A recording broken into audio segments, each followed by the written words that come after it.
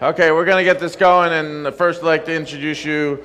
Josh is our Southeast sales representative for NozzTeq today, and he's going to show you the difference between competitor nozzles and our new BL Swiper, which help you prevent blown toilets. It also just doesn't do that, it also works higher performance at a lower pressure.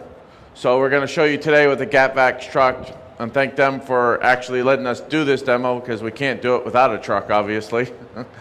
And we're going to show you how you can run the GapVac trucks as low as 500 PSI and still get a 20 to 30% foot spray pattern. Over to Josh. Okay, guys, everybody can hear me? I've been coming to these shows, this is my 5th year. I've been new to the industry, but I've learned a lot. The one thing that I've noticed is that every time I'm doing these shows inside, I can tell people and explain to people what I see every day as I'm working with contractors in cities in the Southeast.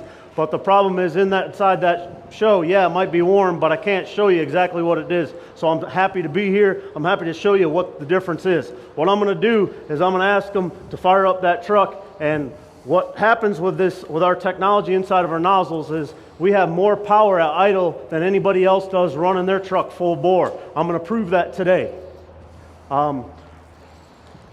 We have an end of the hose gauge right here that measures the pressure where the cleaning is done. That means right at the end of the hose. Everybody pays attention to that gauge on the truck, but what you got to remember is that gauge on that truck is before all that hose. So there's a thing called hose line loss. So we measure right at the end of the hose.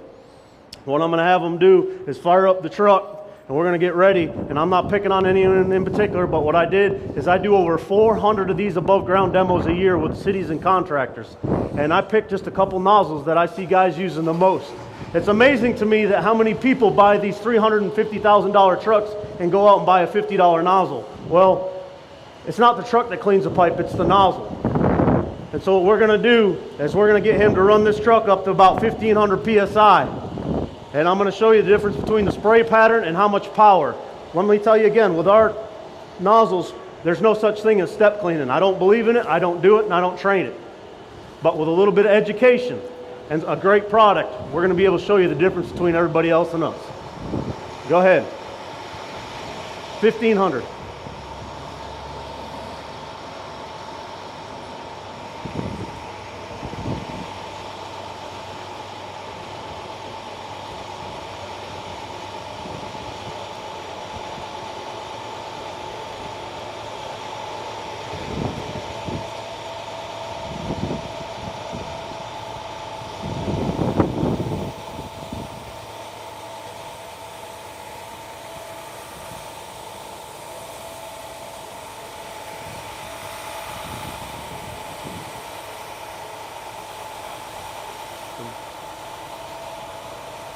Just got to get a little bit of air out.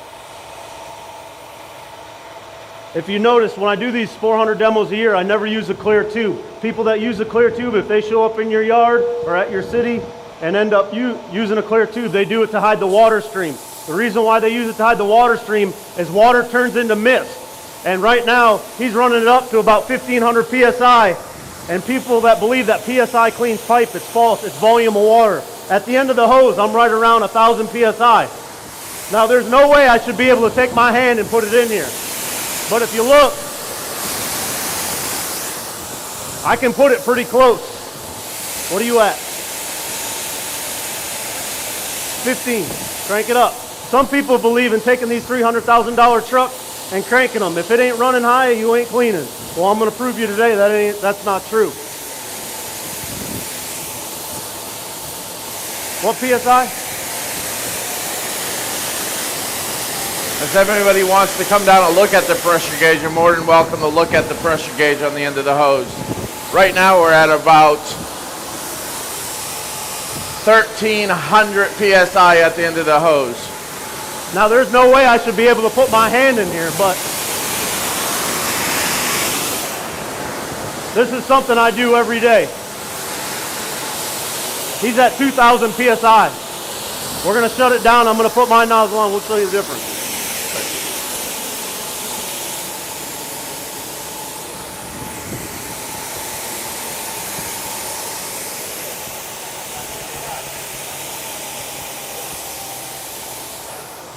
You can kind of see that about 2 or 3 feet behind that nozzle, it was turning all into mist. I've met so many vac truck operators that have been running vac trucks for 10 to 15 years, and they never ever see what the nozzle does above ground. And that is a perfect example of why step cleaning was invented. I'm not picking on the nozzle. No, go ahead. I'm not picking on the nozzle, but I'm just saying that in the old days, you could take that on that hose and go out 400 feet and try to pull back. And what's going to happen is all the sand's going to build up. It's going to bury your nozzle and bury your hose. Well, I guarantee this neck nozzle that I put on with our tube technology in it, the only way you're going to run out of, the only way you're going to bury the nozzle is if you run out of water. Just run it at idle, and then watch me. Go ahead.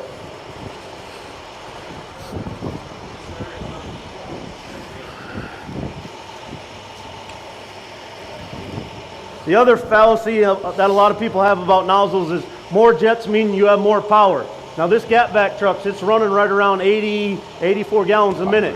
Now you got to remember that the more jets you have, the less power you have.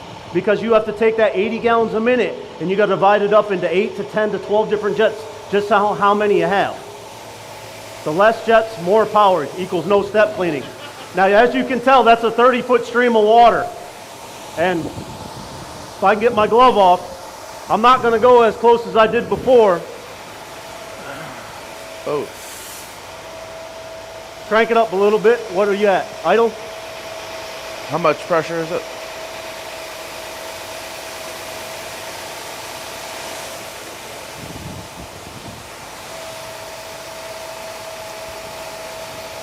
He's at 600 PSI. At the end of the hose is 400. What that shows you is the efficiency that I talk about, and I tell all you guys in there about water in and out of a nozzle. Whoever makes a nozzle that can get water in and out most efficiently always works a lot better. Now that's truck, as you could hear the truck last time, how it was screaming and how I had to get closer and get, kind of loud, but the truck's barely running above idle. Now there's that $300,000 truck that's going to save you what? If you only run above idle and you can clean 8, 10, 12-inch lines all day long, that's going to save you fuel, water, wear and tear on that $300,000 truck. But most people think it's a truck doing the work and not the nozzle. Go ahead up a little bit.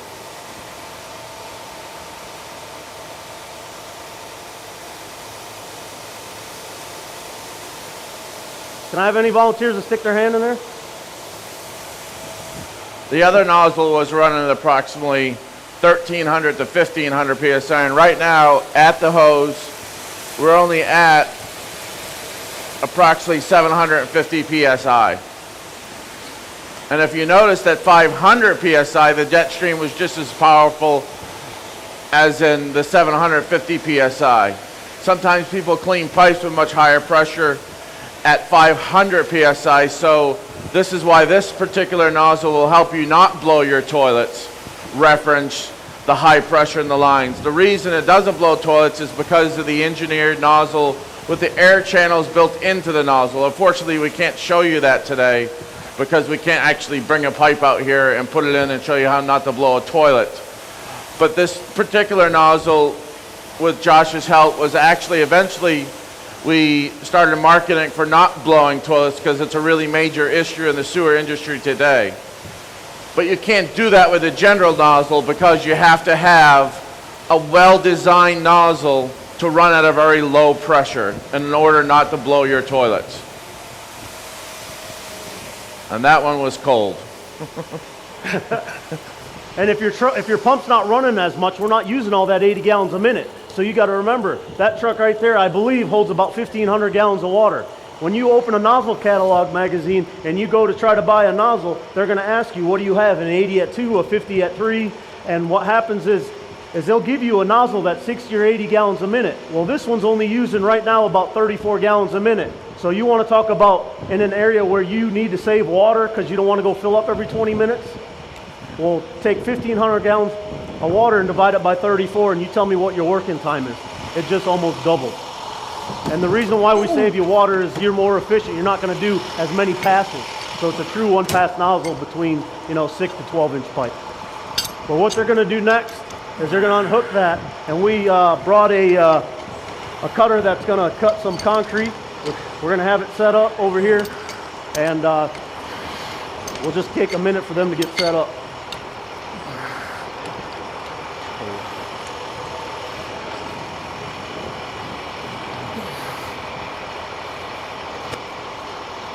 But if you'd like more information on blowing toilets and this type of technology, I do have this technology for big pipe also. Come to booth 1250.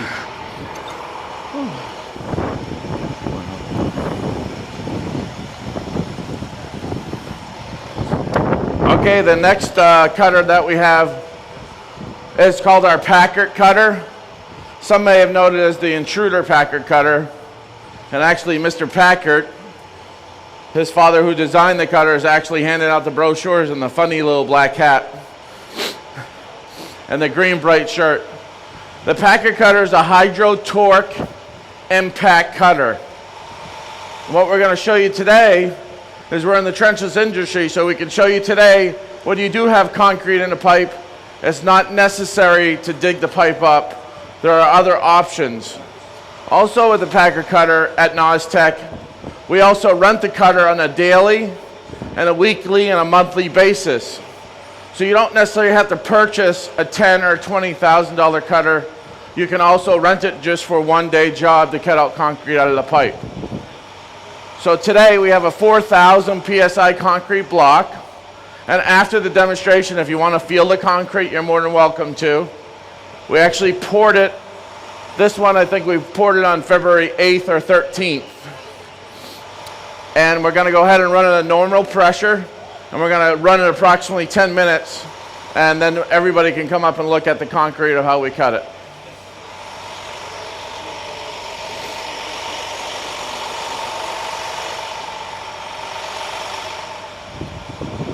If anybody needs any brochures or around handing anything out,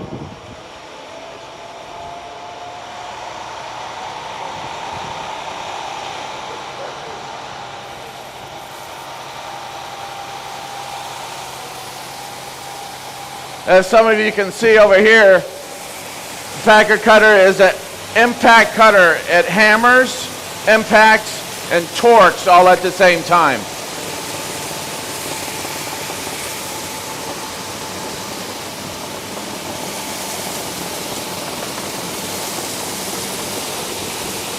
And if anybody wants to come closer over here, you're more than welcome to.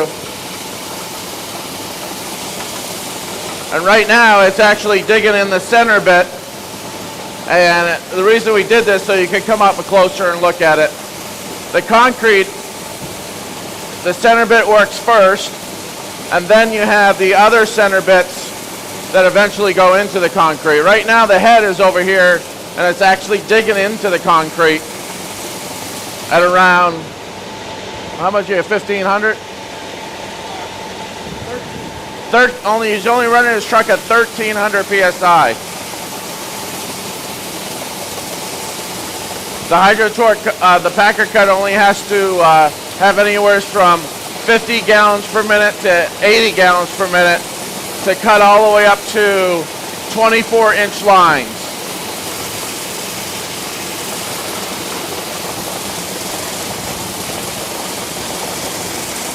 And it's actually penetrated now. Now you'll see the other carbide are starting to dig into the concrete.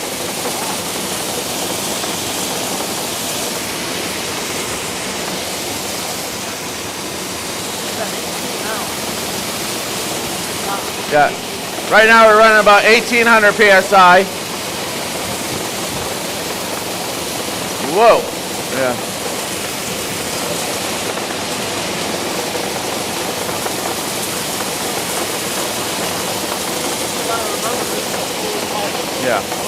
Yeah, also to keep in mind, this is a full 100% full pipe that we're actually cutting into concrete. Most pipes only have, a few inches of concrete inside.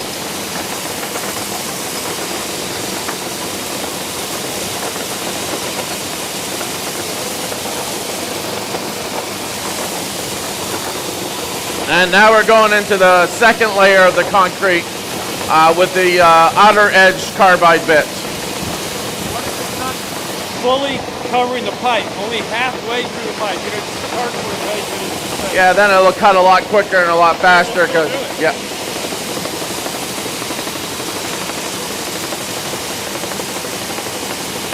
Okay. Cut it. Okay.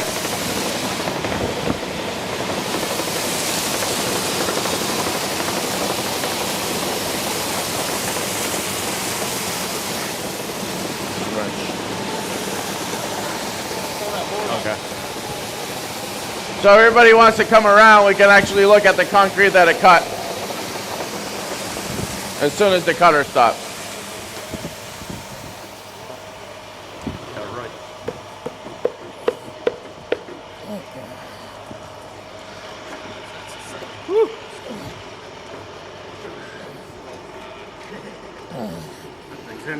Oh, shh.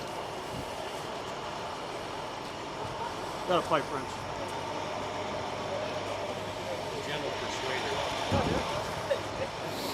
So this particular concrete, yeah, we poured this one on February 8th.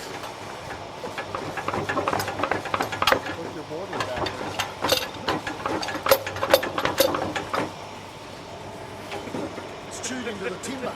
That's what it's done.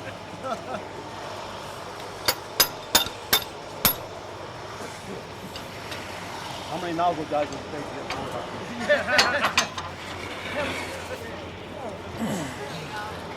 There we go. I mean, you got to remember, we did that in how many minutes? That was just about 4 or 5 minutes maybe at the most.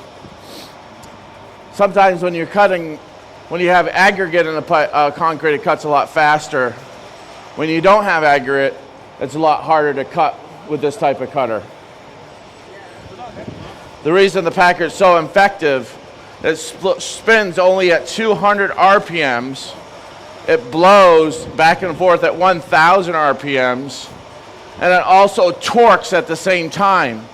It uses no oil, it uses no viscous fluid, no any type of liquids. It works with all friction by the water truck. And actually, Is that just the leading edge of it there? It'll get Yeah. wider. It'll take the we'll whole actually distance. take the cutter out.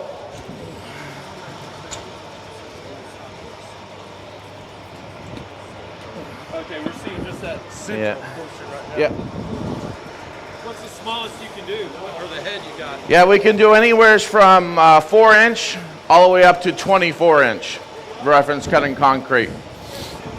This particular model is the SB110. The SB110 can do anywhere from 6 to 24-inch. And then we also have a smaller model that does 4, 5, and 6. And then we also have a larger model that does 27, 30, and 36.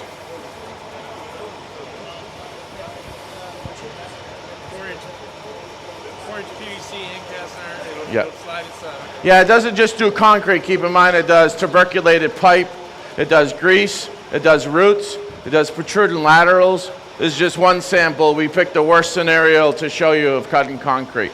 And on the other side, if this particular sample was done in about 8 minutes of cutting time.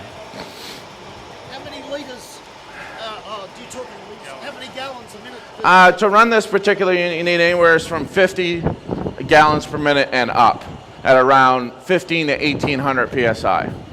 And actually, the more PSI is not beneficial to this because the more PSI you put on it, the motor actually kind of gets bogged down and also wears quicker. So it's better to run between like 14 and 1800 PSI.